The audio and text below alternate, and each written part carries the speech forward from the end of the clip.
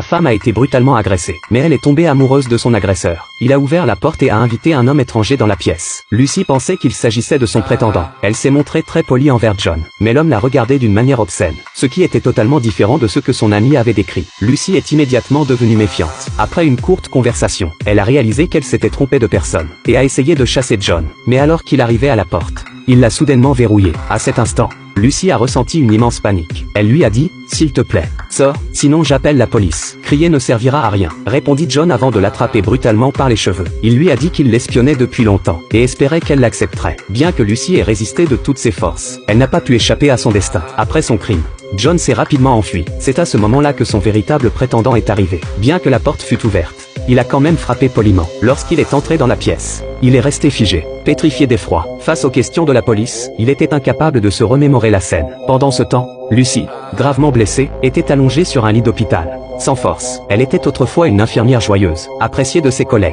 Son plus grand rêve était de surmonter les difficultés et de devenir chirurgienne. Mais à son âge, Lucy était toujours célibataire, ce qui inquiétait ses amis, qui lui avaient donc arrangé un rendez-vous. Bien que son corps ne présente pas de graves séquelles, son esprit, lui, était en souffrance. Son regard était vide, dénué d'émotion. En fouillant dans ses souvenirs, elle a finalement reconnu l'identité de John. La police est intervenue à temps pour empêcher sa fuite, et l'a rapidement arrêté. Mais cela ne suffisait pas à apaiser Lucy, toujours hantée par son traumatisme. Même son propre père suscitait en elle une méfiance instinctive. De retour dans la maison familiale, son père tremblait en tenant ses mains. Lucy avait prévu de vendre la maison, pour en acheter une nouvelle. Mais avant son déménagement, elle avait été agressée par John. L'incident ayant eu lieu dans la maison, personne ne voulait l'acheter. Lucy, malgré sa douleur, n'avait d'autre choix que d'y rester. Elle était constamment abattue, jusqu'à craindre même le petit chien de son père. Son père, attristé par son état, prenait soin d'elle et s'occupait des tâches ménagères, espérant qu'elle se rétablisse rapidement. Lucy a repris son travail, mais elle ne ressentait plus aucun intérêt, en raison de son traumatisme sévère. Ses mains ne cessaient de trembler. Désespérée, elle s'est affaissée sur le canapé, pour l'aider à surmonter cette épreuve.